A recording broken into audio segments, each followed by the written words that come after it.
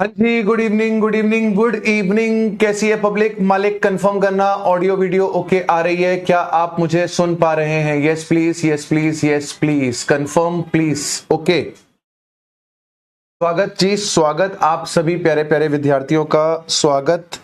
मुझे बस 1 मिनट देना, मैं आरटीपी ऐड कर दूं, देन हम लोग सेशन को शुरू कर देंगे। ठीक है, ओके है मालिक? हाँ सर, ओके है। 1 मिनट दो बस मेरे को, ज्यादा समय आपका नहीं लूंगा।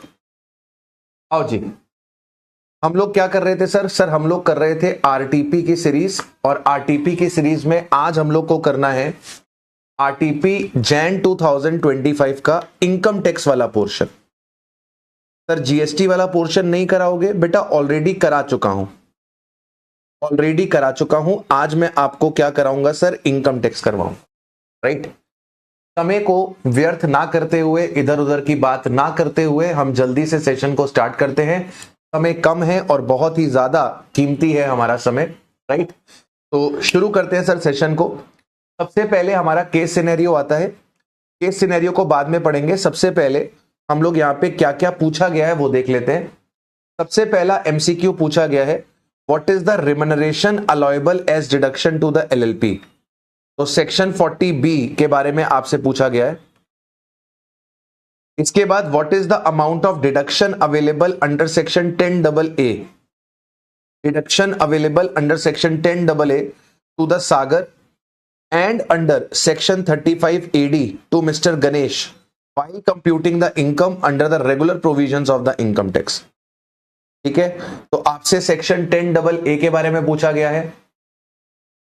आपसे सेक्शन 10AA के बारे में पूछा गया है और आपसे 35AD के बारे में पूछा गया है।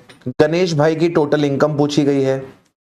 गणेश भाई की टैक्स लायबिलिटी पूछी गई है डिफॉल्ट रिजीम में, और गणेश भाई की टैक्स लायबिलिटी पूछी गई है अगर वो ऑप्ट आउट कर लेते हैं डिफॉल्ट रिजीम से। तो मेनली ये क्वेश्चन जो है, ओ माय जॉड, स्क्रीन नहीं दिख रही है सर, ये तो समस्या हो गई sir. Oh my God, oh my God, oh my God, just a second, मैं देखता हूं क्या हो गया ये।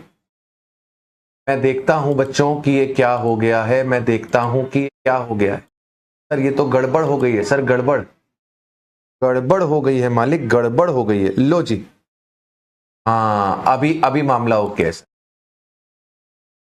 अभी मामला ओके है, अभी मामला ओके है। हाँ सर, अभी मामला ओके है। पहले पता नहीं आप क्या क्या बड़बड़ा रहे थे। चलो कोई बात नहीं। आपसे क्या क्या पूछा गया? रिम्यूनरेशन के बारे में पूछा गया है, 10AA के बारे में पूछा गया है, 35AD के बारे में पूछा गया है, गणेश की टोटल इनकम पूछी गई है, गणेश का टैक्स लायबिलिटी पूछा गया है डिफॉल्ट रिजीम के अंदर भी, और अगर वो डिफॉल्ट रिजीम से ऑप्ट आउट कर लेता है उसके अंदर। राइट, चलिए टोटल 5 सवाल आपसे पूछे गए हैं। आइए जल्दी से हम लोग एक बारी केस सिनेरियो को रीड कर लेते हैं। केस सिनेरियो क्या कहता है? केस सिनेरियो कहता है कि सागर एलएलपी है एक, और इसने एक स्पेशल इकोनॉमिक जोन में अपनी यूनिट सेटअप करी है। इन्होंने अपनी यूनिट सेटअप करी है स्पेशल इकोनॉमिक जोन में फाइनेंशियल ईयर 1920 में, 1920 में इन्होंने अपनी एक यूनिट सेटअप करी है। यूनिट जो है वो फुलफिल कर रही है सारी कंडीशन सेक्शन 10AA की। 10AA का सारा कंडीशन यहां पर पूरा किया जा रहा है। The details of this unit for the financial year 2024-25 are given. The details of this unit for the financial year 24-25 are given. तो 24-25 की आपको डिटेल्स गिवन है। SEZ का प्रॉफिट बताया गया है 58 लाख रुपीस का है। एक्सपोर्ट सेल्स जो आपको रिसीव हो गई है अप टू 30 सितंबर वो 1 करोड़ रुपए की है, और जो डोमेस्टिक सेल आपने करी है वो 60 लाख रुपए की। ठीक है सर। इसके बाद Sagar LLP has 3 partners. Sagar LLP के 3 पार्टनर्स हैं, राम है, श्याम है, गणेश है। राम और श्याम वर्किंग पार्टनर्स है, जबकि गणेश जो है वो नॉन वर्किंग पार्टनर है। all the three partners are receiving the remuneration of 1 lakh per month from the LLP which is already debited to the PL account। लो जी सर, तीनों पार्टनर्स को यहां पर क्या मिल रहा है सर? तीनों पार्टनर्स को यहां पर क्या मिल रहा है सर? रिम्यूनरेशन मिल रही है, तीनों पार्टनर्स को रिम्यूनरेशन मिल रही है। अब यहां पर एक समस्या है सर, यहां पर एक समस्या है। आपका जो राम और श्याम है, राम और श्याम है, वो तो वर्किंग पार्टनर्स हैं, उनको तनख्वाह मिलनी चाहिए। लेकिन गणेश जो है वो नॉन वर्किंग पार्टनर है, नॉन वर्किंग पार्टनर को रिम्यूनरेशन नहीं मिलनी चाहिए। और कह रहा है कि जितनी भी रिम्यूनरेशन है वो आपने अपने प्रॉफिट में डेबिट कर रखी है, वो आपने अपने प्रॉफिट में डेबिट कर रखी है, वो आपने अपने प्रॉफिट में डेबिट कर रखी है। ठीक है। Apart from this Ganesh was employed in XYZ limited till 30th September. Ganesh job भी करता था, गणेश जॉब भी करता था टिल 30th सितंबर, 6 महीने के लिए। इसको 80,000 रुपए महीना मिला। इसने वहां से रिजाइन कर लिया एंड देन इसने स्टार्ट किया अपना बिजनेस। इसने वेयर हाउसिंग फैसिलिटी खोली जहां पर ये एग्रीकल्चरल प्रोड्यूस को स्टोर करेगा। सारी कंडीशन 35 AD की पूरी हो रही है। कैपिटल एक्सपेंडिचर आपने किया वेयर हाउस पे 90 लाख रुपए का, जिसमें लैंड 30 लाख रुपीस की थी। क्या लैंड का डिडक्शन मिलेगा 35 AD में? सर नहीं मिलेगा, लैंड का डिडक्शन नहीं मिलेगा। The warehouse became operational. Warehouse became operational with effect from 1st December 2024. Warehouse 1st December 24 से operational हो गया। Profit from the warehousing facility before considering the deduction under section 35 AD. Before deduction under section 35 AD 1,10,00,000 रुपए का आपका profit है। आपने lump sum premium दिया है 90,000 रुपए का to ensure the health for the self and his wife 43 year. 36 महीने के लिए आपने इंश्योरेंस पे किया है 1 अक्टूबर 2023 को बाय अकाउंट पे चेक, और आपने 1.5 लाख रुपए का कंट्रीब्यूशन करा है पीपीएफ में, 1.5 लाख का कंट्रीब्यूशन करा है PPF. From the following information choose the most appropriate answer. ठीक है, चलिए सबसे पहला काम करते हैं मित्रों, सबसे पहला काम करते हैं मित्रों, सबसे पहला हम लोग यहां पर काम करते हैं मित्रों।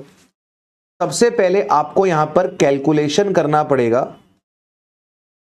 सबसे पहले आपको यहां पर कैलकुलेशन करना पड़ेगा किस चीज का सर? सबसे पहले आपको यहां पर कैलकुलेशन करना पड़ेगा पीजीबीपी का, पीजीबीपी का, पीजीबीपी का, यानी कि आपको प्रॉफिट का यहां पर कैलकुलेशन करना पड़ेगा। यहां पे आपको पीजीबीपी का कैलकुलेशन करना पड़ेगा। आपको जो प्रॉफिट दिया है SEZ का वो कितने का है? जो प्रॉफिट आपको दिया गया है SEZ का वो कितने का है sir? Profit as per books of accounts 58 lakh rupees का है, और आपने पार्टनर की सैलरी इसमें डेबिट करी हुई है। तो पार्टनर की सैलरी, 3 पार्टनर है आपके, 3 पार्टनर है आपके, 1 लाख रुपए आप एक पार्टनर को देते हो 1 महीने का, तो 3 पार्टनर्स को आप कितना देते थे? 3 पार्टनर्स को आप 36 लाख देते थे। तो आपके पास ये जो 94 लाख आ रहा है, ये आपके पास क्या आएगा सर? ये आएगा आपके पास बुक प्रॉफिट, ये आपके पास आएगा बुक प्रॉफिट, बुक प्रॉफिट। आपका जो ये 58 लाख रुपीस का प्रॉफिट आ रहा है, ये प्रॉफिट गलत आ रहा है। ये 58 लाख रुपीस का जो प्रॉफिट आ रहा है ये गलत प्रॉफिट आ रहा है। गलत क्यों आ रहा है? क्योंकि आपने इसमें 3 पार्टनर की सैलरी डेबिट करी हुई है, इसमें से एक पार्टनर नॉन वर्किंग है, नॉन वर्किंग है, तो नॉन वर्किंग पार्टनर को सैलरी नहीं मिल सकती। तो बच्चा कहता है सर केवल नॉन वर्किंग पार्टनर को ऐड करते, तीनों को ऐड क्यों कर दिया? भाई तीनों को ऐड इसलिए किया क्योंकि पार्टनर की सैलरी के लिए हमें 40B चेक करना पड़ेगा, हमें 40B चेक करना पड़ेगा कि आप मैक्सिमम कितना रिम्यूनरेशन दे सकते हो अपने पार्टनर को। तो मैक्सिमम रिम्यूनरेशन कितना अलाउड है? कोई मुझे बताएगा? जो आपका पहला 6 लाख है, जो आपका पहला 6 लाख है, उसमें आप 90% दे सकते हो, यानी कि 5,40,000 रुपए, यानी कि 5,40,000 रुपए। और जो बैलेंस आपके पास बच रहा है 88 लाख, जो बैलेंस आपके पास बच रहा है 88 लाख, उस 88 लाख में आप कितना दे सकते हो सर? उस 88 लाख में आप 60% दे सकते हो। तो मुझे बताएंगे जरा 60% कितना है? हाँ जी, कोई मुझे बताएगा कि बैलेंस 60% कितना है? सर हम नहीं बताएंगे, आप खुद ट्राई करो सर। चलो मैं खुद कर लेता हूं, तो मत बताओ मुझे। 88 लाख का आप यहां पे 60% करोगे तो ये आ जाएगा 52,80,000। 52,80,000 ये फिगर आ जाएगी आपके पास 52,80,000 की। सारा मिलाकर कितना हो जाएगा सर? सारा मिलाकर हो जाएगा आपके पास 540 प्लस 5280, सब मिलाकर हो जाएगा 58,20,000। अब प्लीज मुझे सोचकर जवाब देना, प्लीज मुझे सोचकर जवाब देना, प्लीज मुझे सोचकर जवाब देना। क्या पार्टनरशिप फर्म, ये जो एलएलपी है, एलएलपी, उसको सैलरी का खर्चा कितना अलाउड होगा? सर ये मैक्सिमम रिम्यूनरेशन है जो आप दे सकते हो, ये मैक्सिमम रिम्यूनरेशन है जो आप दे सकते हो। आपने एक्चुअली में कितना रिम्यूनरेशन दिया है? आपने एक्चुअल रिम्यूनरेशन कितना दिया है वर्किंग पार्टनर को? आपने एक्चुअल में वर्किंग पार्टनर को 1 लाख रुपए महीना दिया है, तो आपने एक्चुअली में 24 लाख की पेमेंट करी है। एक्चुअली में आपने 24 लाख की पेमेंट करी है, एक्चुअली में आपने 24 लाख की पेमेंट करी है। मैक्सिमम आप दे सकते हो 58,20,000। तो आपको जो खर्चा अलाउड होगा, जो रिम्यूनरेशन का खर्चा अलाउड होगा, जो रिम्यूनरेशन का खर्चा अलाउड होगा, रिम्यूनरेशन का खर्चा कितना अलाउड होगा? 24 लाख, क्योंकि एक्चुअली में आपने जो पे करा है वो मैक्सिमम लिमिट से कम पे करा है। तो एक सवाल ये था, एक सवाल ये था कि आप कितना रिम्यूनरेशन दे सकते हो? तो सर आप 24 लाख रुपए का रिम्यूनरेशन दे सकते हो। D will be the correct answer, D will be the correct answer. अच्छा, अब आप मुझे ये बताओ कि सर आपका जो पीजीबीपी निकलेगा वो पीजीबीपी कितना निकलेगा? आपका जो पीजीबीपी निकलेगा वो कितना निकलेगा? सर रिम्यूनरेशन टू पार्टनर आप 24 लाख दे सकते हो, यानी कि आपका जो प्रॉफिट निकल कर आएगा वो कितने का निकल कर आएगा?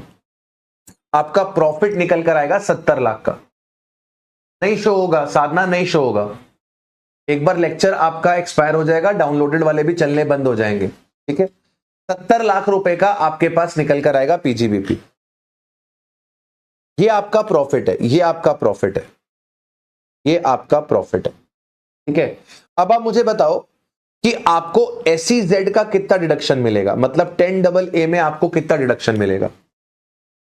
10AA में आपको कितना डिडक्शन मिलेगा? आपने 19-20 में धंधा चालू किया था, तो 19-20, 20-21, 21-22, 22-23, 23-24, 24-25 आपका 6th ईयर है, 6th ईयर है। तो आपने 70 लाख का प्रॉफिट कमाया है। आपका एक्सपोर्ट टर्नओवर 1 करोड़ का है, आपका टोटल टर्नओवर 1,60,00,000 का है, डोमेस्टिक का मिला के, डोमेस्टिक का मिला के। और क्योंकि आप 6th ईयर में हो तो आपको 50% का डिडक्शन मिलेगा। 6th ईयर में हो तो आपको 50% का यहां पर डिडक्शन मिलेगा। ये आपके पास कितना आ जाएगा बेटा? ये आपके पास आ जाएगा sir 70 lakh, 70 lakh into 100 divide by 160 का 50%, का 50%। आपको डिडक्शन मिलेगी 21,87,500 की, 21,87,500 की आपको डिडक्शन मिलेगी, 21,87,500 की, 21,87,500 की। अच्छा, क्वेश्चन में आपसे पूछा था कि आपको 35 AD में कितना डिडक्शन मिलेगा? आपको 35 AD में कितना डिडक्शन मिलेगा? आपने 90 लाख का कैपिटल एक्सपेंडिचर किया था, जिसमें से 30 लाख रुपीस लैंड का था, तो इसका मतलब 35 AD में आपको 60 लाख का मिलेगा। एक सवाल यह भी था आपके पास कि आपको डिडक्शन कितने की मिलेगी? तो सर आपको 10AA में मिलेगी 21.875 लाख की, और 35 AD में मिलेगी 60 लाख रुपीस, 60 लाख रुपीस। तो आपका करेक्ट आंसर क्या हो जाएगा? करेक्ट आंसर हो जाएगा बी। इसके बाद अगले पार्ट में आपसे गणेश की टोटल इनकम पूछी गई है, गणेश की टोटल इनकम पूछी गई है, और टोटल इनकम रेगुलर प्रोविजन में पूछी गई है। रेगुलर प्रोविजन मतलब ओल्ड रिजीम के अंदर पूछी गई है, ओल्ड रिजीम के अंदर पूछी। गणेश जॉब करता था, गणेश जॉब करता था और गणेश को सैलरी मिलती थी 80,000 रुपए की। गणेश की जॉब कब तक थी? गणेश की जॉब सितंबर तक थी। गणेश की जॉब सितंबर तक थी, तो 6 महीने की तनख्वाह मिलेगी, 6 महीने की तनख्वाह मिलेगी। और सर ओल्ड रिजीम में आपको 50,000 का स्टैंडर्ड डिडक्शन मिलता है, तो 80,000 इंटू 6 इस 4,80,000, 4,80,000, 4,80,000 माइनस 50,000, 4,30,000। कोई ये बैड डेट को मेरी तरफ से थप्पड़ फेंक के मारो यार, है? जैसा नाम है वैसी हरकतें कर रहा है। ये 10AA कौन से चैप्टर में था? ये तू जल्दी नहीं पूछ रहा बेटा, सितंबर का एग्जाम हो जाने देता, उसके बाद पूछ लेता। इतनी भी जल्दी क्या है? सैलरी में कितना आ जाएगा? 4,30,000। पीजीबीपी में, पीजीबीपी में, पीजीबीपी में आपका जो प्रॉफिट आ रहा है, प्रॉफिट आ रहा है बिफोर, जो प्रॉफिट आ रहा है before deduction under section 35AD। 35AD में डिडक्शन लेने से पहले आपका कितना प्रॉफिट आ रहा था? 35AD में डिडक्शन लेने से पहले आपके पास 1,10,00,000 रुपए का प्रॉफिट आ रहा था। आपके पास 1,10,00,000 रुपए का प्रॉफिट आ रहा था, 1,10,00,000 का प्रॉफिट आ रहा था। इस 1,10,00,000 में से आपको 35AD का डिडक्शन मिलेगा। 35AD का आपके पास 60 लाख का डिडक्शन है, तो आपके पास बचेगा 50 लाख, आपके पास बचेगा 50 लाख। अच्छा एक बात बताओ, जो सागर एलएलपी ने गणेश को सैलरी दी थी, सागर एलएलपी ने जो गणेश को सैलरी दी थी, गणेश नॉन वर्किंग पार्टनर था। गणेश आपका नॉन वर्किंग पार्टनर है। गणेश आपका नॉन वर्किंग पार्टनर है। कहां दिया हुआ था? गणेश जो है वो आपका नॉन वर्किंग पार्टनर है, नॉन वर्किंग पार्टनर है। तो गणेश को जो सैलरी मिली है 1,00,000 रुपए की, क्या वो टैक्सेबल होगी? नहीं होगी, क्योंकि फर्म को उसका खर्चा अलाउड नहीं हुआ। फर्म ने जो नॉन वर्किंग पार्टनर को सैलरी दी है, फर्म को उसका खर्चा अलाउड नहीं हुआ, तो वो गणेश के हाथ में टैक्सेबल नहीं होगी, गणेश के हाथ में टैक्सेबल नहीं होगी। Very good. अच्छा, इसके अलावा गणेश की कोई और इनकम है क्या? सर इसके अलावा गणेश की कोई और इनकम नहीं है। तो अगर आप गणेश का जीटीआई निकालोगे तो गणेश का जीटीआई हो जाएगा सर 4,30,000 और 50 लाख। 4,30,000, 4,30,000 और 50 लाख, ये आपके पास क्या आ जाएगा सर? ये आपके पास जीटीआई आ जाएगा 54,30,000, 54,30,000।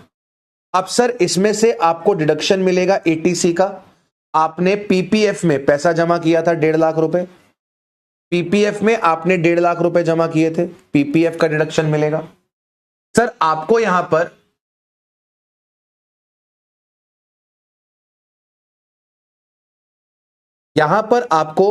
पर आपको 80D का बेनिफिट मिलेगा, 80D का बेनिफिट मिलेगा। अब यहां पर आपने लमसम में प्रीमियम पे करा था, लमसम में प्रीमियम पे करा था। तो मैंने आपको क्या बताया था कि जब आप लमसम प्रीमियम पे करते हो तो 80D में आपको डिडक्शन कितनी मिलती है? जितना आपने लमसम प्रीमियम दिया है, इसको आप डिवाइड करते हो उतने नंबर ऑफ असेसमेंट ईयर से, जितने टाइम के लिए आपका वो प्रीमियम वैलिड है, प्रीमियम वैलिड है। तो आपने 1 अक्टूबर 23 को दिया है 36 महीने के लिए, यानी कि ये आपका वैलिड होगा 30 सितंबर 26 तक। लेकिन अगर आप ईयर निकालोगे, असेसमेंट ईयर निकालोगे, तो अक्टूबर 23 कौन से असेसमेंट ईयर में आता है? ये 22-23 में आता है। और सितंबर 26 किस में आता है? 26-27 में आता है। अगर आप इसे काउंट करोगे तो ये टोटल कितने असेसमेंट ईयर आएंगे? ये 4 असेसमेंट ईयर आएंगे, ये 4 असेसमेंट ईयर आएंगे। यानी कि आपने जो 90,000 रुपए दिए हैं, ये 4 असेसमेंट ईयर के लिए वैलिड है। तो जो लोग 30,000 बोल रहे हैं, युवराज और शिवम, बाबू जल्दी मत मचाया करो, जल्दी मत मचाया करो। आपका इंश्योरेंस अक्टूबर 23 से लेकर सितंबर 26 तक वैलिड है। अक्टूबर 23, 22-23 में आता है, सितंबर 26, 26, 27 में आता है, तो टोटल ये 4 सालों के लिए वैलिड है, टोटल 4 सालों के लिए वैलिड है। तो आपको खर्चा 4 सालों में अलाउड किया जाएगा। 90,000 को जरा 4 से डिवाइड कर दो, 90,000 को जरा 4 से डिवाइड कर दो, 22,500, 22,500। तो आपको यहां पे कितनी की डिडक्शन मिलेगी? आपको डिडक्शन मिलेगी 22,500 की, 22,500। आपको यहां पर डिडक्शन मिलेगी 22,500 की। अब इसको आप सॉल्व कर लो। 54,30,000, 54,30,000,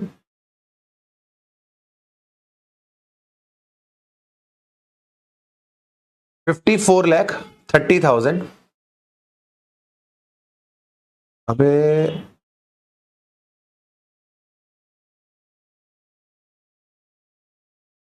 चलिए, हाँ, 54,30,000, 54,30,000,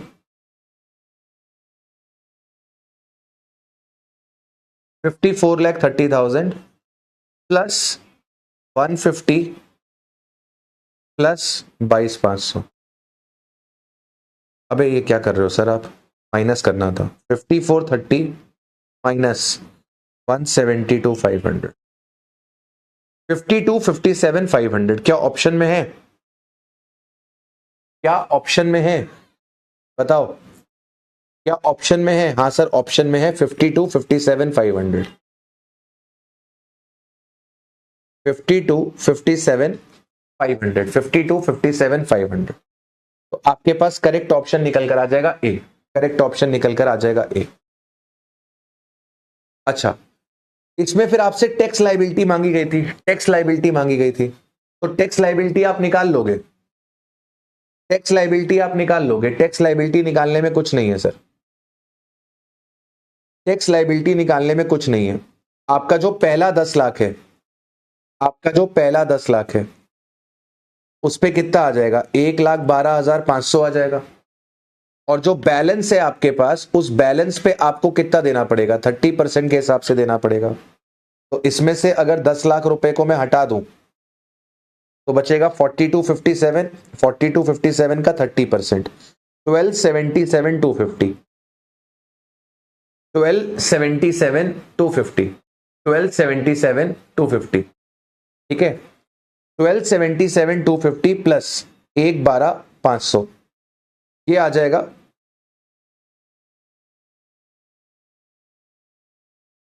1277,250 प्लस 1,12,500, ये आ जाएगा 13,89,750, ये आ जाएगा 13,89,750। अगर आपकी इनकम 50 लाख के ऊपर है तो आपके ऊपर 10% का सरचार्ज भी लगेगा, इस पे 10% का सरचार्ज भी लगेगा। तो ये हो जाएगा 15,28,725, 15,28,725। और इसमें अब 4% का आपको सेस ऐड करना है, ये आ जाएगा 15,89,874। इसको राउंड ऑफ करके आप लिख दोगे 15,89,870। जरा चेक करके बताओ क्या ऑप्शन में है? हाँ सर, ऑप्शन में है। A will be the correct answer, A will be the correct answer, A will be the correct answer. अच्छा, फिर क्वेश्चन ने आपसे टैक्स लायबिलिटी मांगी है, क्वेश्चन ने आपसे टैक्स लायबिलिटी मांगी है, क्वेश्चन ने आपसे टैक्स लायबिलिटी मांगी है। अगर गणेश डिफॉल्ट रिजीम में आ जाता है, डिफॉल्ट रिजीम में आ जाता है, तो आपको पता है क्या करना पड़ेगा? आपको पहले इनकम कैलकुलेट करनी पड़ेगी डिफॉल्ट रिजीम में, आपको इनकम कैलकुलेट करनी पड़ेगी डिफॉल्ट रिजीम में। अब कैसे निकालोगे? कैसे निकालोगे? जो भी आपका जीटीआई आ रहा है ओल्ड रिजीम में वो पकड़ लो। ओल्ड रिजीम में आपका जीटीआई आ रहा था 54,30,000 का, ओल्ड रिजीम में आपका जीटीआई आ रहा था 54,30,000 का। इसके अंदर ऐड कर दो 35 एडी का डिडक्शन, इसके अंदर ऐड कर दो 35 एडी का डिडक्शन। न्यू रिजीम में आपको 35 एडी का डिडक्शन नहीं मिलेगा, 60 लाख रुपीस का। ओल्ड रिजीम में अगर 35 एडी का डिडक्शन नहीं मिलेगा तो आपको इस वाले कैपिटल एक्सपेंडिचर का डेप्रिसिएशन मिलेगा। अरे भाई, आपने बिल्डिंग खरीदी है वेयर हाउस के लिए, आपने बिल्डिंग खरीदी है वेयर हाउस के लिए, ओल्ड रिजीम में आपको 35 एडी मिल जाता है, आप पूरा 60 लाख रुपीस डेबिट कर देते हो। यहां पर आप क्या करोगे सर, यहां पर आप क्या करोगे सर, यहां पर आप क्या करोगे सर, यहां पर आप क्या करोगे सर, सर यहां पर न्यू रिजीम में आप डेप्रिसिएशन दे दोगे। तो अब मैं यहां पे डेप्रिसिएशन क्लेम कर रहा हूं ऑन बिल्डिंग, डेप्रिसिएशन क्लेम कर रहा हूं बिल्डिंग पे। बिल्डिंग कितने की है, 60 लाख की। बिल्डिंग पे डेप्रिसिएशन कितना मिलता है, बिल्डिंग पे डेप्रिसिएशन 10% का मिलता है। लेकिन अगर तुमने क्वेश्चन को ध्यान से पढ़ा हो तो क्वेश्चन कह रहा था कि आपने धंधा दिसंबर में चालू किया है। अगर आप ध्यान से देखो तो आपका धंधा दिसंबर में चालू हुआ है, दिसंबर में चालू हुआ है। धंधा अगर दिसंबर में चालू हुआ है तो इसका मतलब बिल्डिंग का पुट टू यूज 180 डेज से कम का है। इसका मतलब बिल्डिंग का पुट टू यूज 180 डेज से कम का है, तो आपको आधा ही डेप्रिसिएशन मिलेगा। यानी कि आपको कितना डेप्रिसिएशन मिलेगा, आपको 3 लाख रुपए का डेप्रिसिएशन मिलेगा। इसके अलावा आपको जो स्टैंडर्ड डिडक्शन मिलेगी अंडर ओल्ड रिजीम सैलरी की, वो आप रिवर्स कर दो।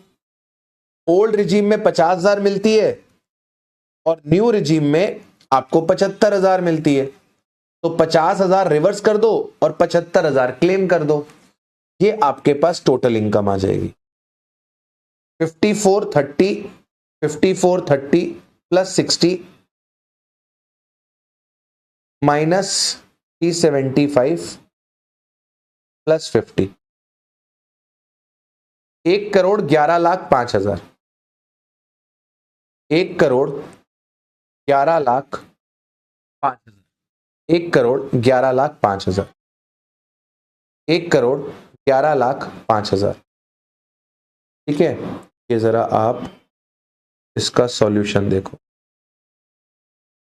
1,11,00,000, कुछ गड़बड़ करी है,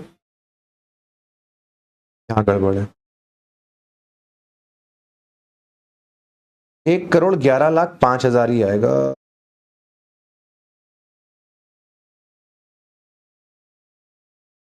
एक करोड़ 11,05,000 आएगा। हाँ ठीक, ठीक है, 1,11,05,000 आएगा। 1,11,05,000 आएगा। एवरीवन यहां तक ठीक है, एवरीवन यहां तक ठीक है। जयेश कह रहे हैं सर 10AA भी तो केवल ओल्ड रिजीम में मिलता है। आप मुझे बताओ, हमने 10AA सागर एलएलपी को दिया है कि हमने गणेश को दिया है, बताओ जी। हमने जो 10AA दिया है, 10AA हमने सागर एलएलपी को दिया है, गणेश को थोड़ा ना दिया है। और क्वेश्चन में आपसे टैक्स लायबिलिटी गणेश की मांगी जा रही है, सागर एलएलपी की नहीं मांगी जाती।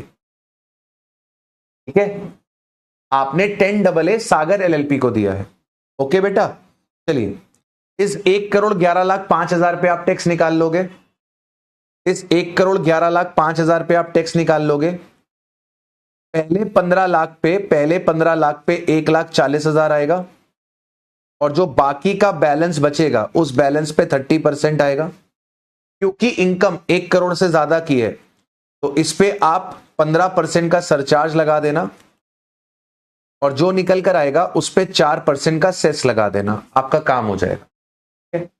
चलिए गड्डी को आगे बढ़ाते हैं और टोटल इनकम का क्वेश्चन देखते हैं।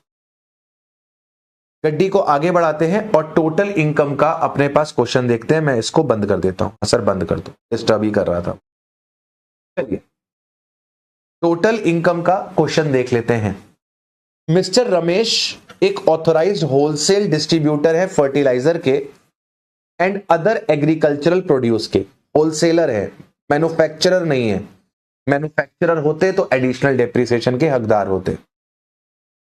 Analysis of his trading and PL account for the previous year 31 March revealed that कि इन्होंने नेट प्रॉफिट कमाया है 75,43,000 का। तो मैं यहां साइड पे कहीं पे पीजीबीपी की इनकम निकालता चलता हूं, मैं यहां पे साइड पे पीजीबीपी की इनकम निकालता चलता हूं। हमारे पास नेट प्रॉफिट आ रहा है 75,43,000 का, 75,43,000 का नेट प्रॉफिट आ रहा है। ठीक है, चलिए इसके बाद कहता है कि following incomes were credited in the PL account. आपके पीएल अकाउंट में रेंट आ रहा था, आपके पीएल अकाउंट में इनकम टैक्स का रिफंड आ रहा था, और आपके पीएल अकाउंट में डिविडेंड आ रहा था। क्या ये तीनों पीजीबीपी की इनकम है? नहीं, ये तीनों पीजीबीपी की इनकम नहीं है। और अगर ये पीजीबीपी की इनकम नहीं है तो ये पीएल में क्या कर रही है? इनको हटाना पड़ेगा, तो इनको हम हटा देंगे। 540 प्लस 15 प्लस 250 कितना हो गया बेटा?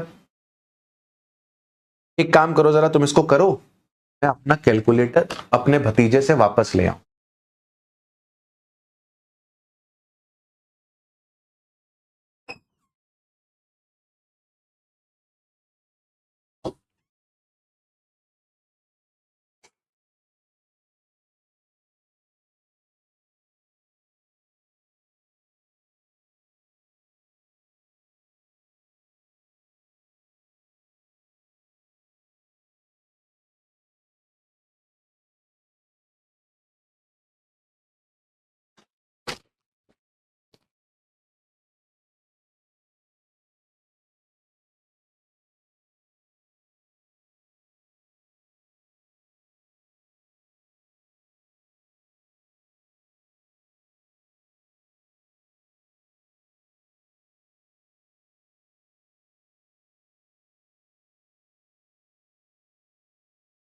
हाँ जी, कितना आ रहा है? बच्चा कह रहा है सर 8,05,000 आ रहा है, 8,05,000 आ रहा है। चलो मोबाइल से, 8,05,000 आ रहा है। तो सर ये जो आपने इनकम क्रेडिट कर रखी है, जो इनकम आपने क्रेडिट कर रखी है, इसको मैं हटा देता हूं। ये 8,05,000 को मैं हटा देता हूं। आगे क्या कहता है सर? आगे कहता है कि आपने रेट्स एंड टैक्सेस डेबिट करे हुए हैं अपने पीएल में, जिसमें 1,000 रुपए आपने पे करा है towards the late filing of the income tax return under section 234F of the income tax act. अच्छा एक बात बताओ, क्या इनकम टैक्स आपका खर्चा होता है? क्या इनकम टैक्स आपका खर्चा होता है? नहीं सर, इनकम टैक्स खर्चा नहीं होता। तो जब इनकम टैक्स खर्चा नहीं है और आपने इनकम टैक्स की रिटर्न लेट फाइल करी, जिसकी वजह से आपके ऊपर पेनल्टी लगी, तो वो पेनल्टी क्या आपको अलाउड हो जाएगी? नहीं अलाउड होगी। ये 1,000 रुपए आपको क्या करने पड़ेंगे सर? रिवर्स करने पड़ेंगे। इसके बाद आपने सैलरी डेबिट करी हुई है अपने पीएल में, जिसमें 35,000 आपने सिंगल डे में पेमेंट कर दी कैश में अपने अकाउंटेंट को। एक दिन में अगर आप 10,000 रुपए से ज्यादा का कैश देते हो तो आपका एंटायर खर्चा सेक्शन 40A(3) में डिसअलाउ हो जाता है। तो ये एंटायर 35,000 रुपीज आपके डिसअलाउ हो जाएंगे, एंटायर आपके डिसअलाउ हो जाएंगे। ठीक है। इसके बाद फिफ्थ पार्ट कहता है interest of 1,20,000 paid on loan of ₹10 lakh taken from NBFC. आपने एनबीएफसी से 10 लाख रुपए का लोन लिया है, जिसपे 1,20,000 का ब्याज है। फिर कहता है कि इसमें से 2 लाख रुपए आपने यूज करे थे अपने पर्सनल पर्पस के लिए, मतलब 20% पैसा आपने पर्सनल पर्पस में यूज किया। तो 120 का 20%,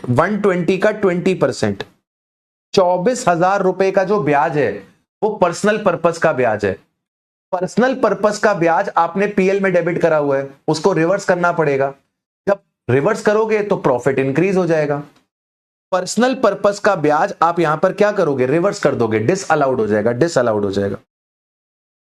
इसके बाद कहता है कि आपने कोई भी टीडीएस नहीं काटा जब आप इंटरेस्ट का पेमेंट कर रहे थे। पूरा 1,20,000 रुपए आपने पीएल में डेबिट कर रखा है, तो 20% खर्चा पर्सनल नेचर का है, वो डिसअलाउ हो जाएगा, ऐड हो जाएगा। अब बाबू एक बात को समझो, 1,20,000 का खर्चा था, इसमें से 24,000 रुपए पर्सनल नेचर का था। तो वो तो आपने पूरा ऐड कर दिया। अब बचा कितना सर? बचा 96,000। ये 96,000 का खर्चा बिजनेस पर्पस का था। सर अगर आपको याद हो तो मैंने टीडीएस में आपको एक पॉइंट पढ़ाया था कि अगर आप बैंक को ब्याज की पेमेंट करते हो तो आपको वहां पे टीडीएस नहीं काटना होता, लेकिन उसके एक्सेप्शन में मैंने आपको बताया था एनबीएफसी, मतलब एनबीएफसी का टीडीएस कटता है। अगर आपको मेरी बात याद हो तो ये देखो, ये मैंने लिखवाई थी बात, एक्सेप्ट एनबीएफसी। जब आप बैंक वगैरह को इंटरेस्ट देते हो, फाइनेंशियल कॉर्पोरेशंस को इंटरेस्ट देते हो, तो एनबीएफसी को हटाकर जो बाकी लोग हैं, इन लोगों का आपको टीडीएस नहीं काटना, लेकिन एनबीएफसी का टीडीएस काटना होता है। अब बेटा आपने एनबीएफसी का टीडीएस नहीं काटा, तो एनबीएफसी का अगर आपने टीडीएस नहीं काटा तो 30% आपका डिसअलाउ हो जाएगा। कौन से सेक्शन में sir? Section 40 clause A sub clause 1A के अंदर। बोलो बेटा, बोलो मेरे बच्चे। हाँ सर बोल दिया। तो 96,000 का 30%, 28,800 रुपए, 28,800 रुपीज आपको यहां पर क्या करने हैं सर? डिसअलाउ कर देने। 28,800 आपको यहां पर डिसअलाउ कर देने हैं। आगे क्या कह रहा है सर? आगे क्या कह रहा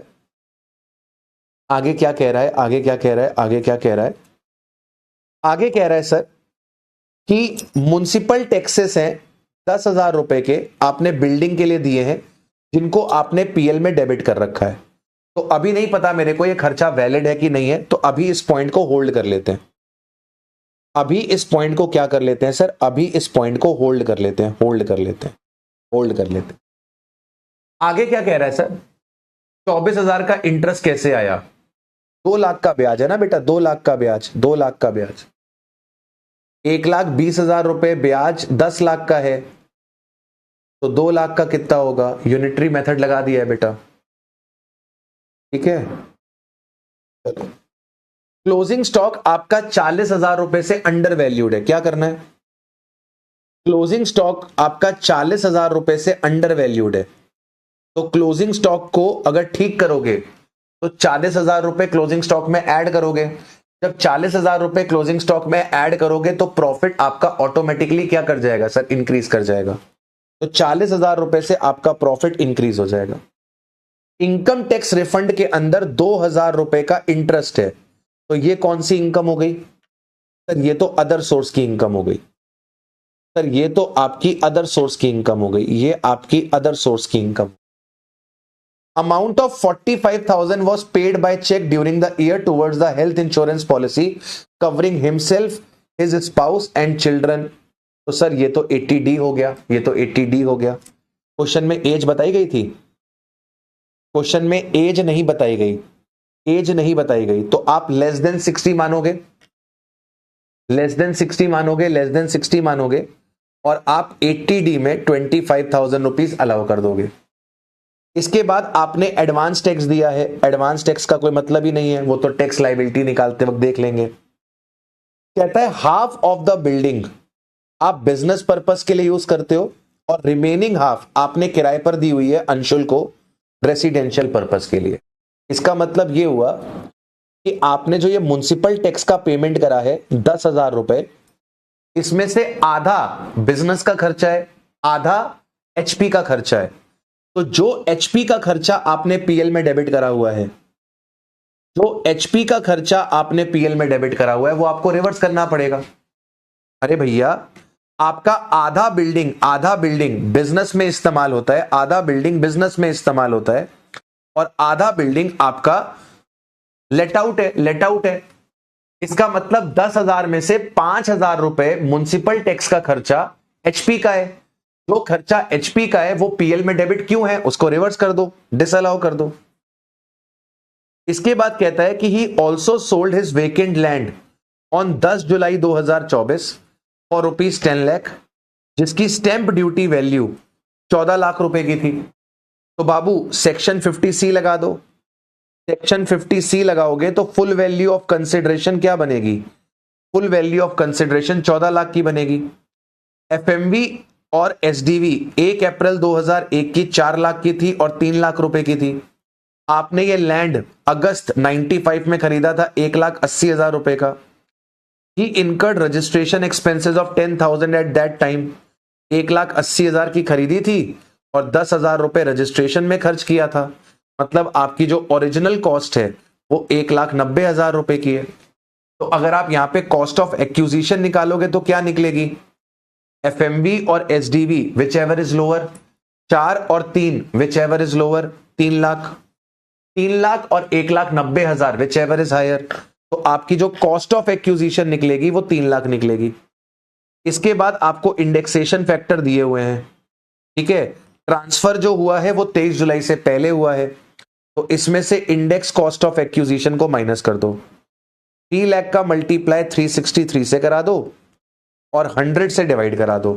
तो 3,00,000 का मल्टीप्लाई बेसिकली किससे होने वाला है? 3,00,000 का मल्टीप्लाई बेसिकली आपका 3.63 से होने वाला है। 10,89,000, 10,89,000।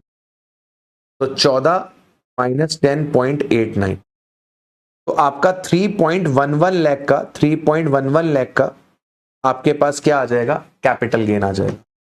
रमेश का पिछले साल का टर्नओवर बताया गया है, टोटल इनकम निकालनी है और टैक्स पेबल निकालना है, रेगुलर प्रोविजन में करना है। तो बाबू हमने लगभग सारा काम कर लिया है, हमने लगभग सारा काम कर लिया है। पीजीबीपी में इसके अलावा और कोई ट्रीटमेंट नहीं होना है। भगवान झूठ ना बुलवाए तो पीजीबीपी का आंसर तो निकल आना चाहिए। 7543 minus 8,05,000 plus 1,000 plus 35,000 plus 24,000 plus 28,800 plus 40,000 और प्लस 5,000, तो 68,71,800, 68,71,800 पीजीबीपी की इनकम आ रही है। एक बार चेक कर लें क्या? 68,71,800, 68,71,800 पीजीबीपी की इनकम आ रही है। कैपिटल गेन भी ठीक आ रहा है हमारा, 3,11,000, ये भी निकाल लिया था आपने। ये आपके पास पीजीबीपी आ रही है। कैपिटल गेन भी निकाल लिया था आपने, 3,11,000 रुपये, 3,11,000। अदर सोर्सेस में आपके पास ये 2.5 लाख रुपए का डिविडेंड इनकम है। अदर सोर्सेस में आपके पास 2.5 लाख रुपए का डिविडेंड इनकम है और जो इनकम टैक्स का रिफंड आया था उसका ब्याज है 2,000 रुपए, 2,000 रुपए, 2,000 रुपए का ब्याज है। तो आपके पास अदर सोर्सेस में 2,52,000 की इनकम है। अदर सोर्सेस में 2,52,000 की इनकम है। इसके अलावा आपको एचपी की इनकम निकालनी पड़ेगी। आपको रेंट रिसीव हो रहा था 5,40,000, वही आपका जीएवी बन जाएगा। म्युनिसिपल टैक्सेस आपके पास थे 5,000 रुपए के, वो आप यहां पर माइनस कर दीजिए। 535 की एनएवी आ जाएगी।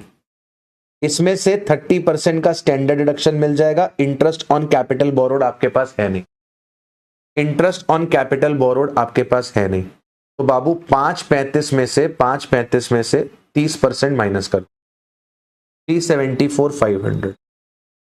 आपके पास सैलरी इनकम है नहीं, इन सबको प्लस करोगे जीटीआई आ जाएगा, प्लस 252 प्लस 3,11,000 प्लस 68,71,800, 78,09,300। ठीक है। इसके बाद आपके पास 80D में 25,000 रुपए का डिडक्शन था, और कोई डिडक्शन आपके पास है नहीं। 80D में 25,000 का डिडक्शन है और कोई डिडक्शन है नहीं, तो इसमें 25,000 का डिडक्शन माइनस कर दीजिए। 77,84,300 आपकी टोटल इनकम आएगी। 77,84,300।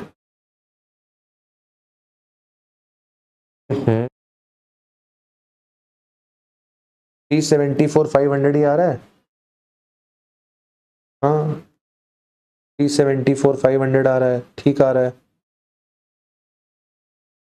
ये 680 से ठीक है, 311 आ रहा है, 252 आ रहा है, 25,000 भी ठीक आ रहा है। कहीं कुछ कैलकुलेशन में गड़बड़ हुई है क्या? कुछ कैलकुलेशन में गड़बड़ करी क्या हम लोगों ने? सॉल्यूशन में गड़बड़ है मेरे ख्याल से, टोटलिंग की एरर हुई है यहाँ पे। यहाँ पे टोटलिंग का एरर हुआ है, टोटलिंग का एरर हुआ है। अरे भाई जब यहाँ पे 500 है आखिरी में, यहाँ पे आखिरी में 500 है और यहाँ 800 है, तो यहाँ पे 300 आएगा ना। टोटलिंग का एरर है, टोटलिंग का एरर है। चलो एनीवेज हमारा आंसर ठीक है, हमारा आंसर ठीक है। टोटलिंग में थोड़ी सी गड़बड़ हुई है। 77,84,300 ही आएगा, 77,84,300 आएगा। This is your total income. Tax निकाल लोगे इसके ऊपर, टैक्स निकाल लोगे इसके ऊपर। 10 लाख के ऊपर 1,12,500 आएगा। बैलेंस के ऊपर आपको 30% देना है, क्योंकि आपकी इनकम, क्योंकि आपकी इनकम, क्योंकि आपकी इनकम, क्योंकि आपकी इनकम, क्योंकि आपकी इनकम 50 लाख के ऊपर जा रही है, तो इस पे 10% का सरचार्ज लग जाएगा और उसके बाद 4% का एजुकेशन सेस लग जाएगा। ये आपके पास क्या निकल कर आएगा? This will be your tax liability, this will be your tax liability. Question में क्या मांगा गया है? क्वेश्चन में टैक्स पेबल मांगा गया है, टैक्स पेबल मांगा गया। तो टैक्स पेबल कैसे निकालोगे? टैक्स पेबल कैसे निकालोगे? ये टैक्स लायबिलिटी आ जाएगी, जितना आपने एडवांस टैक्स दिया है वो माइनस कर देना और जितना आपका टीडीएस कटा है वो माइनस कर देना। ये आपके पास, या टीसीएस कटा है, ये आपके पास टैक्स पेबल आ जाए। ठीक है, तो टैक्स लायबिलिटी में से एडवांस टैक्स को माइनस कर देना, टीडीएस टीसीएस को माइनस कर देना, आपके पास टैक्स पेबल निकल कर आ जाएगा। चलिए अगले क्वेश्चन की तरफ बढ़ते हैं, अगले क्वेश्चन की तरफ बढ़ते हैं, अगले क्वेश्चन की तरफ बढ़ते हैं। अक्षय एक इंडियन सिटीजन है, 59 ईयर्स के इंडियन सिटीजन है, ट्रैवल करते हैं फ्रीक्वेंटली आउट ऑफ इंडिया अपने बिजनेस ट्रिप के लिए, बिजनेस ट्रिप के लिए एज वेल एज अपने घूमने फिरने के लिए। He left India from Delhi airport on 20th April 24 and he returned on 15th October, 15 अक्टूबर को वापस आए। He has been in India for less than 700 days in the last 7 years immediately preceding the previous year। आपको इनका residential status बताना है। आप मुझे सोचकर बताओ, क्या अक्षय स्पेशल कैटेगरी में आएगा? सर नहीं आएगा। क्यों नहीं आएगा? क्योंकि अक्षय परमानेंट एम्प्लॉयमेंट के लिए इंडिया के बाहर नहीं जा रहा।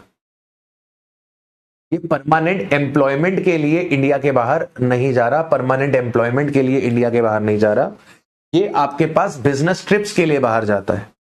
तो अब यहां पर क्या होगा? आपके पास दोनों कंडीशन आएंगी, आपके पास बेसिक कंडीशन की दोनों कंडीशंस अवेलेबल हो जाएंगी। ठीक है, बेसिक कंडीशन की दोनों कंडीशन आ जाए। आप मुझे बताओ रिलेवेंट प्रीवियस ईयर में इसका स्टे कितना है?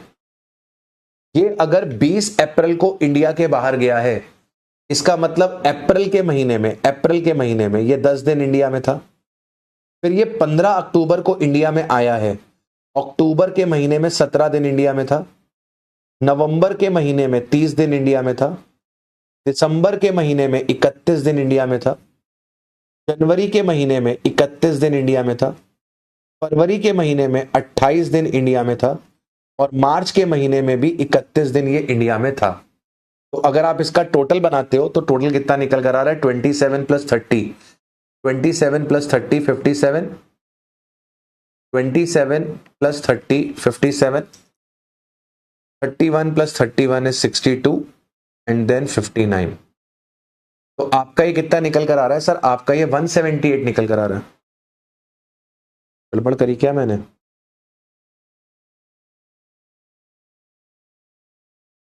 Ten plus 17 plus 30 plus 31 plus 31 plus 28 plus 31, ये आपके पास कितने दिन आ रहे हैं? सर ये आपके पास 178 डेज आ रहे हैं, 178 डेज आ रहे हैं, 178 डेज आ रहे हैं, 178 डेज आ रहे हैं। इसमें फिर पिछले साल का डेटा क्यों नहीं दिया है? मुझे थोड़ा सा इसमें कंफ्यूजन हो रहा है। चलिए एनीवेज 20 अप्रैल को गया है, 20 अप्रैल को, अरे यार मुझसे गलती ये हो गई, एक मिनट रुकना, एक मिनट रुकना, मुझसे गलती हुई है। अप्रैल में 10 दिन नहीं आएंगे, अप्रैल में 20 दिन आएंगे ना, यहां मुझसे गलती हुई। ये 20 अप्रैल को गया है तो अप्रैल में तो 20 दिन आएंगे ना, तो total will be 188 days, total will be 188। अप्रैल में ये 20 दिन आएगा, अप्रैल में ये 20 दिन आएगा, अप्रैल में 20 दिन आएगा, total will be 188 days. 188 days का मतलब क्या हो गया कि इसने बेसिक कंडीशन की पहली कंडीशन सेटिस्फाई कर दी। एडिशनल कंडीशन ये सेटिस्फाई नहीं कर पाएगा क्योंकि पिछले 7 साल में ये लेस देन 700 डेज है। पिछले 7 साल में ये लेस देन 700 डेज है, पिछले 7 साल में ये लेस देन 700 डेज है, तो ये एडिशनल कंडीशन सेटिस्फाई नहीं कर पाएगा, एडिशनल कंडीशन सेटिस्फाई नहीं कर पाएगा। तो ये आपके पास क्या निकल कर आएगा सर, ये आपके पास निकल कर आएगा RNOR। और RNOR के हाथ में कौन सी इनकम टैक्सेबल होती है? RNOR के हाथ में केवल इंडियन इनकम टैक्सेबल होती है। कहता है कि आपने लॉन्ग टर्म कैपिटल गेन कमाया है on the sale of shares of Shama India Limited, a listed Indian company. आपने इंडियन कंपनी के शेयर्स बेच के 1,12,000 रुपए कमाए हैं। क्या ये आपकी इंडियन इनकम होगी? हाँ सर, सर ये हमारी इंडियन इनकम होगी, ये हमारी इंडियन इनकम होगी। आपको 40,000 रुपए का डिविडेंड मिला है रिलायंस इंडस्ट्रीज लिमिटेड से, एक इंडियन कंपनी है, और इसने पैसा बोरो किया था एक अभय से जो कि नॉन रेसिडेंट है for the above investment on 2 अप्रैल, और इसने इंटरेस्ट दिया है इस बोरोड मनी पे 10,000 रुपए का। अब याद करो हमने क्या पढ़ा था, हमने पढ़ा था कि डिविडेंड के केस में आपको मैक्सिमम जो interest on capital borrowed allowed होता है वो कितना अलाउड होता है? 20% अलाउड होता है। तो अगर आपकी डिविडेंड इनकम 40,000 रहती है तो 40,000 का 20% कितना निकलेगा? 8,000। तो आपको मैक्सिमम ब्याज जो अलाउड होगा वो 8,000 का अलाउड होगा, ना कि 10,000 का। आपको जो मैक्सिमम ब्याज अलाउड होगा वो 8,000 रुपए का अलाउड होगा, ना कि 10,000 रुपए का। तो 40 में से 8 जाएगा, 40 में से 8 जाएगा तो आपके पास 32,000 रुपीज की डिविडेंड इनकम आ जाएगी। इसके बाद आपके पास post office saving bank account में 9,500 का ब्याज आया है। याद करो मैंने आपको एक सेक्शन पढ़ाया था, सेक्शन 10 सब सेक्शन 15। अगर आप पोस्ट ऑफिस के सेविंग अकाउंट में अपना खाता खोलते हो तो 3,500 रुपए तक का ब्याज आपका एग्जेम्प्ट होता है, यानी कि आपका जो ब्याज टैक्सेबल होगा वो कितने का टैक्सेबल होगा? 6,000 रुपए का। विच मींस आपकी जीटीआई कितने की आएगी? आपकी जीटीआई आएगी 1,12,000 प्लस 32,000 प्लस 6,000, 1,12 और 32 144, 144 प्लस 6, आपकी जीटीआई आएगी 1,50,000 की। अक्षय ने शिफ्ट आउट कर लिया है डिफॉल्ट रिजीम से, अक्षय ने शिफ्ट आउट कर लिया है डिफॉल्ट रिजीम से, इसका मतलब अक्षय को डिडक्शन मिलेगी। याद करो हमने एक सेक्शन पढ़ा था 80TTA कि अगर आपके पास सेविंग्स अकाउंट में ब्याज है तो उस ब्याज का आपको डिडक्शन मिलेगा। आपके पास पोस्ट ऑफिस के सेविंग अकाउंट से 6,000 रुपए का ब्याज टैक्सेबल हो रहा है, तो आपको इस 6,000 रुपए के ब्याज का डिडक्शन मिल जाएगा, यानी कि आपकी टोटल इनकम कितने की निकल कर आएगी? आपकी टोटल इनकम 144 की निकल के आ जाएगी। तो अगर आप इसका सॉल्यूशन चेक करेंगे तो यहां पर आपको 144 की टोटल इनकम मिल जाएगी। इसमें आपको 144 का टोटल इनकम मिल जाए। ठीक है, अगला क्वेश्चन बहुत इजी है, इसको ना केवल डिस्कस करके आगे बढ़ जाते हैं, क्या कहते हो? अगला क्वेश्चन बहुत ही ज्यादा इजी है, इसको ना डिस्कस करके जल्दी से आगे बढ़ जाते हैं, है ना, टाइम नहीं बर्बाद करते हैं इस क्वेश्चन में, इस क्वेश्चन में टाइम नहीं बर्बाद करते, राइट। चलिए, रोहन एक एम्प्लॉय है एबीसी लिमिटेड का, पोस्टेड है मुंबई में, और इसको अपॉइंट किया गया है 1 मार्च 2024 को in the pay scale of 60,000, 2,000, 80,000। Detail of his other income of the previous year 24-25 R S follows.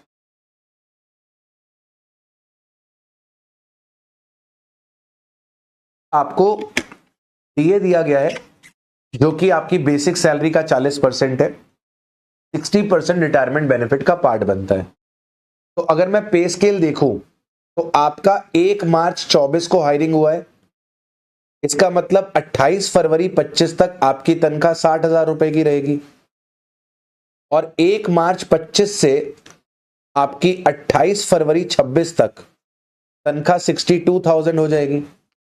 हमें 24-25 की तनख्वाह निकालनी है, तो 24-25 में आपकी तनख्वाह कितनी होगी? 60,000 रुपए आपको मिलेंगे 11 महीने के लिए, और आपको 62,000 रुपए मिलेगा 1 महीने के लिए। 1 महीने के लिए तो आपकी बेसिक सैलरी कितने की हो जाएगी? बेसिक सैलरी कितने की हो जाएगी? आपकी बेसिक सैलरी हो जाएगी 60,000 into 11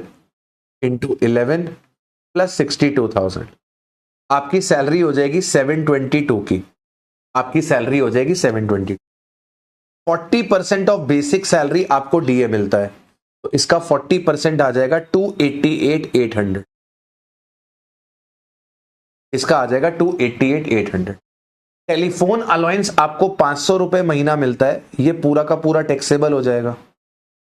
telephone allowance fully taxable होता है। रोहन और उसकी कंपनी दोनों 15% ऑफ बेसिक सैलरी कंट्रीब्यूट करते हैं। तो एम्प्लॉयर का कंट्रीब्यूशन कितना है? एम्प्लॉयर का कंट्रीब्यूशन है बेसिक सैलरी का 15%। बेसिक सैलरी का 15%, बेसिक सैलरी का 15%, तो 7,22,000 का 7,22,000 का 15%। इनका कंट्रीब्यूशन निकल कर आ रहा है बेटा 1,08,300। 1,08,300। आपका एग्जेम्प्ट कितना होता है? एग्जेम्प्ट कितना होता है सर? एग्जेम्प्ट होता है 12% आपकी रिटायरमेंट बेनिफिट सैलरी का। रिटायरमेंट बेनिफिट सैलरी में क्या क्या आता है? बेसिक सैलरी आती है, बेसिक सैलरी आपकी 7,22,000 की है, और रिटायरमेंट वाला डीए आता है। रिटायरमेंट वाला डीए कितना है? 60%। तो 2,88,800 का 60% दैट इज 173,280।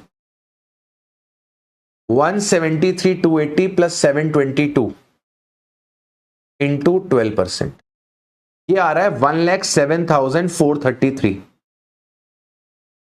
1,07,433। 1,07,433। तो 7,22,000 का 15% कॉन्ट्रीब्यूट हुआ था, माइनस 1,07,433।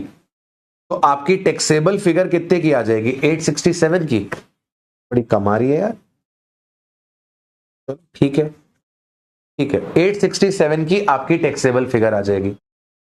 इसके बाद कहता है कि आपको 12% का इंटरेस्ट मिला है 25,800 रुपए। तो सर अलाउड कितना है? अलाउड कितना है? अलाउड कितना है? 9.5% अलाउड है। 9.5% अलाउड है, तो एक्स्ट्रा कितना मिल रहा है? 2.5% एक्स्ट्रा मिल रहा है। 2.5% एक्स्ट्रा मिल रहा है, वो 2.5% टैक्सेबल हो जाएगा। 25,800 इंटू 2.5 डिवाइड बाय 12, 5,375 टैक्सेबल हो जाएगा। बोलो जी, ये बात क्लियर हुई सर? ये बात क्लियर हुई सर? बोलो जी, बोलो। ये हमने जो पीएफ की कैलकुलेशन करी ये आपको क्लियर हुई, और ये जो हमने इंटरेस्ट की कैलकुलेशन करी ये आपको क्लियर हुई। 9.5% तक एग्जेम्प्ट होता है, तो मतलब 12 मिला है, 9.5 एग्जेम्प्ट होता है, तो टैक्सेबल कितना होगा? 2.5 टैक्सेबल होगा। तो हमने टैक्सेबल वाली फिगर काउंट कर ली। ठीक है मालिक।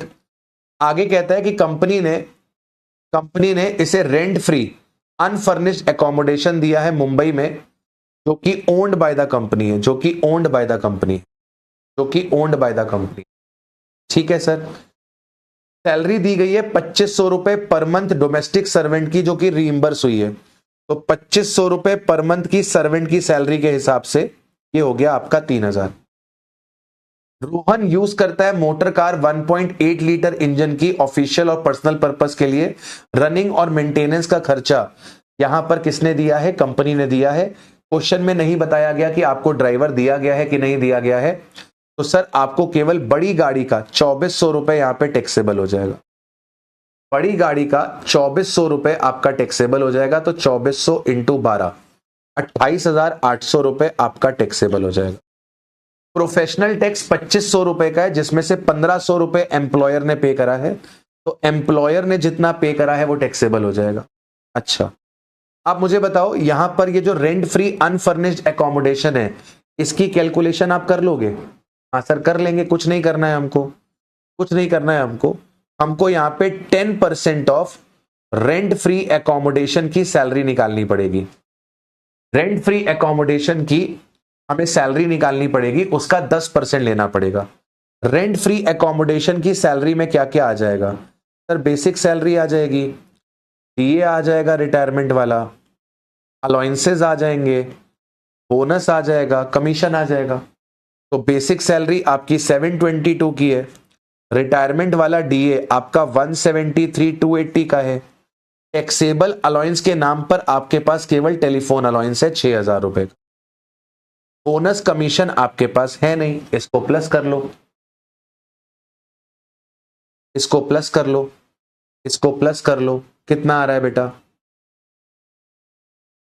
722 प्लस 173,280 प्लस 6,000, सर जी ये आ रहा है 9,01,280। ये आ रहा है 9,01,280 और 9,01,280 का 10% ले लेंगे, 90,128 रेंट फ्री एकोमोडेशन की वैल्यू आ जाएगी। 90,128 रेंट फ्री एकोमोडेशन की आ गई। आपको जो सर्वेंट दिया गया है 2500 इंटू 12 30,000 वो आ गया। इसके अलावा अच्छा गाड़ी एम्प्लॉयर की अपनी थी क्या? गाड़ी एम्प्लॉय की अपनी थी क्या? ओहो, Rohan used his own motor car. Rohan अपनी गाड़ी चलाता है, रोहन अपनी गाड़ी चलाता है। अगर रोहन अपनी गाड़ी चलाता है, रोहन अगर अपनी गाड़ी चलाता है तो क्या होता है? अगर रोहन अपनी गाड़ी चलाता है तो क्या होता है? जितने भी एक्सपेंसेस इनकर करे हैं एम्प्लॉयर ने, हम वो ले लेते हैं। एम्प्लॉयर ने 50,000 रुपए इनकर करा है, इसमें से माइनस कर देते हैं बड़ी कार का खर्चा। बड़ी गाड़ी थी ना ये, 2400 रुपए के हिसाब से, 2400 रुपए के हिसाब से 28,800, तो 21,200 रुपए आपका ये टैक्सेबल आ जाएगा। बहुत इजी है।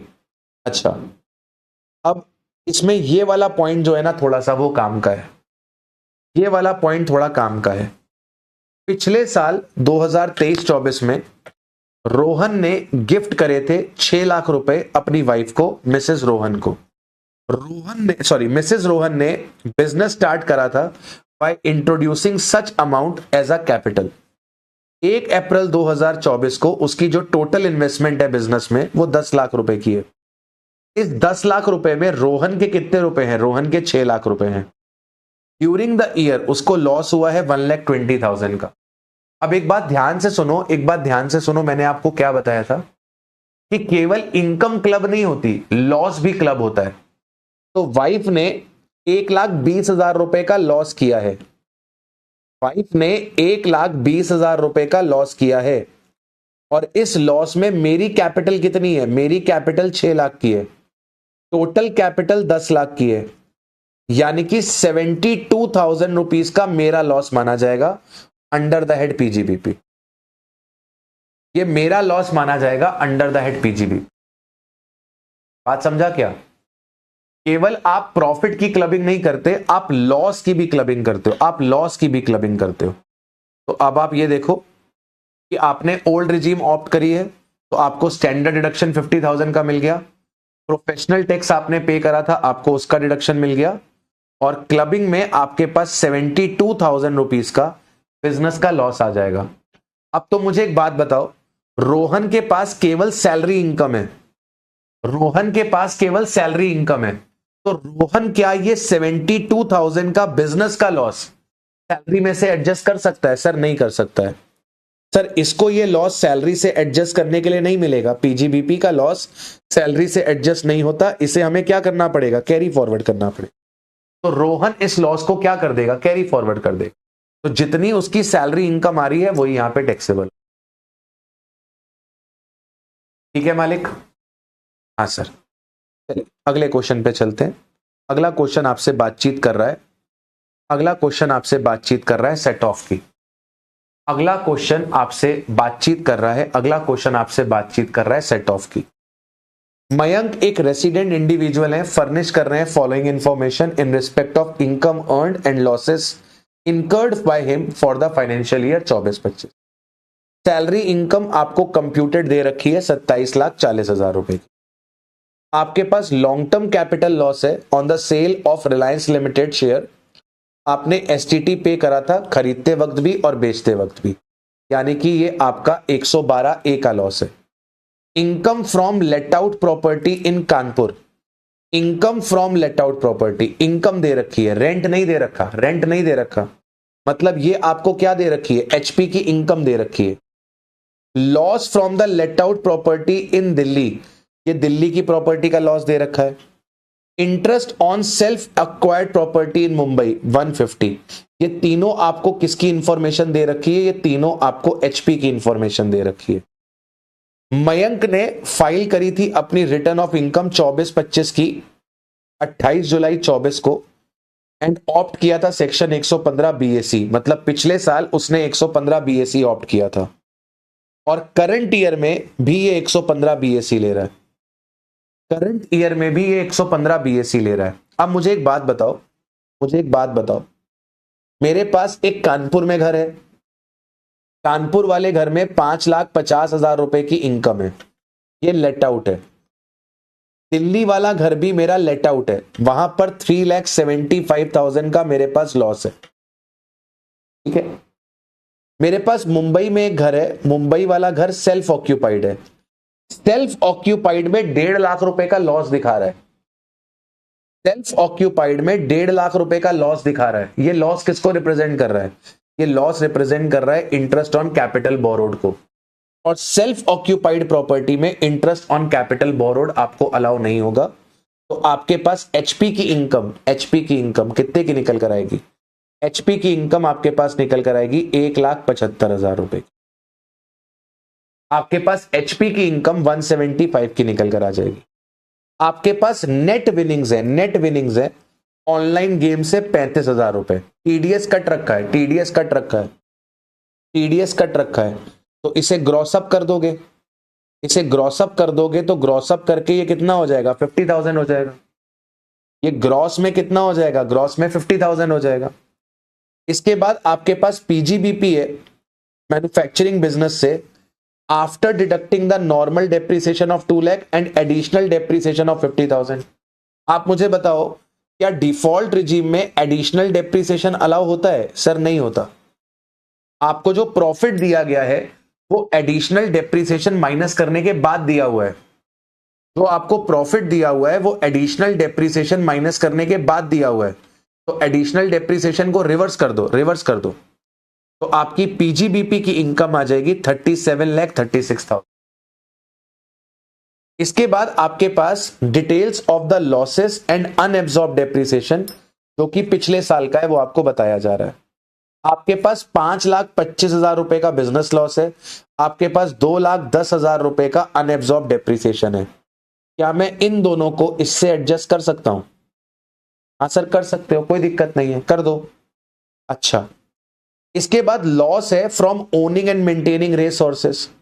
ओनिंग एंड मेंटेनिंग रिसोर्स का लॉस केवल ओनिंग एंड मेंटेनेंस रिसोर्स की इनकम से ही एडजस्ट होता है, वो आपके पास है नहीं, तो आप इसे कैरी फॉरवर्ड कर दो। इसके बाद आपके पास लॉस आ रहा है from the late out property इन दिल्ली। अब बच्चों एक बात समझो, एक बात समझो, मैंने आपको बताया था कि अगर आप डिफॉल्ट रिजीम लेते हो, अगर आप डिफॉल्ट रिजीम लेते हो तो डिफॉल्ट रिजीम के अंदर, डिफॉल्ट रिजीम के अंदर आपको एचपी का लॉस, आपको एचपी का लॉस, आपको एचपी का लॉस, एचपी का लॉस कैरी फॉरवर्ड करने को नहीं मिलता।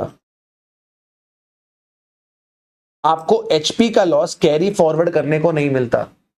तो जो आपका पिछले साल का एचपी का लॉस है, जो आपका पिछले साल का एचपी का लॉस है, ये आप करंट ईयर में सेट ऑफ नहीं कर सकते, ये आपको डिसअलाउ होगा, या फिर मैं बोलूं कि ये डिसअलाउ नहीं, ये आपका लैप्स होगा, ये आपका लैप्स होगा। अगर आप न्यू रिजीम लेते हो तो न्यू रिजीम में आप एचपी का लॉस कैरी फॉरवर्ड नहीं कर सकते, न्यू रिजीम में आप एचपी का लॉस कैरी फॉरवर्ड नहीं कर सकते, अलाउड नहीं है, अलाउड नहीं है। न्यू रिजीम में एचपी का लॉस लैप्स हो जाएगा, न्यू रिजीम में एचपी का लॉस लैप्स हो जाएगा। तो ये पिछले साल का, पिछले साल का आपकी दिल्ली वाली प्रॉपर्टी का लॉस है, ये लॉस आपका लैप्स होगा, ये आपको अलाउड नहीं होगा। अब आप मुझे बताओ कि आपकी सिचुएशन क्या निकल कर आ रही है।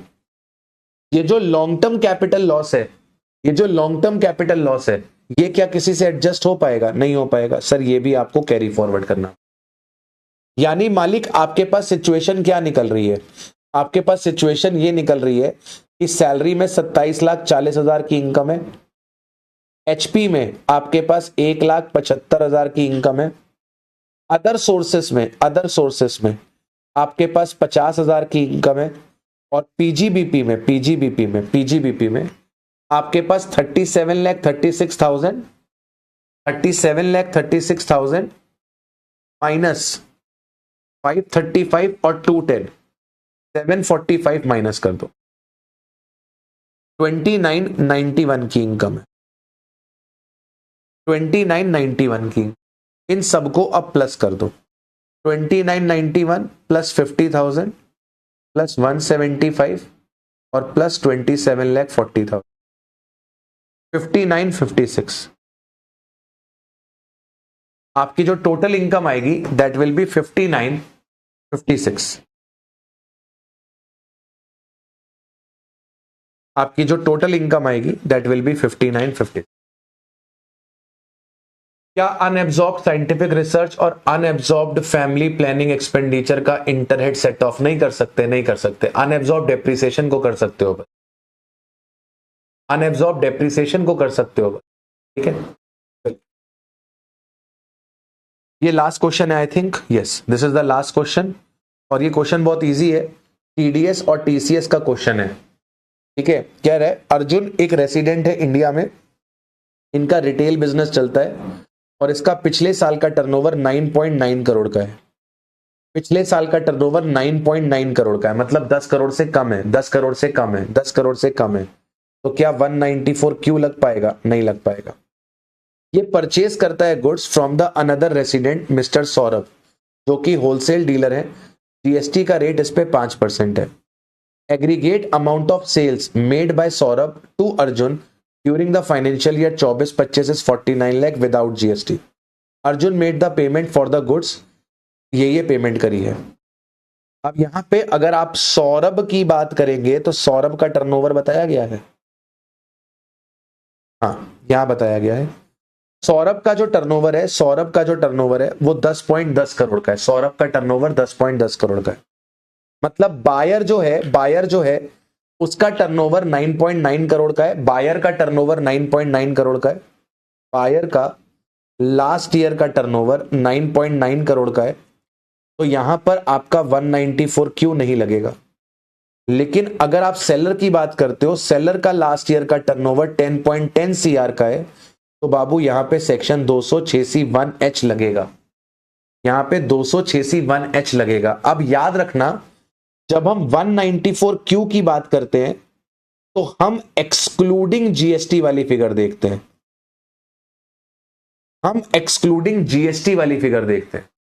और जब हम 286(1)(h की बात करते हैं तो यहां पे इंक्लूडिंग जीएसटी की बात करते हैं। तो आपने 49 लाख रुपीस की सेल करी है जीएसटी हटा के। अगर आप इसमें 5% की जीएसटी लगा दो, 49 लाख में अगर आप 5% की जीएसटी लगा दो तो कितनी होती है? 5% की जीएसटी लगा दोगे तो फिगर हो जाएगी 51,45,000। तो 51,45,000 में अप टू 50 लाख, तो आपका कोई टीसीएस नहीं कटेगा। अप टू 50 लाख आपका कोई टीसीएस नहीं कटेगा, लेकिन 1,45,000 पे आपको 0.1% का टीसीएस काटना पड़ेगा। यानी कि आपका यहां पे टीसीएस कटेगा नहीं, 0.1% का। तो 145 का 0.1%, दिस विल बी 145। आपका 145 रुपए का टीसीएस कटेगा, 145 रुपए का टीसीएस।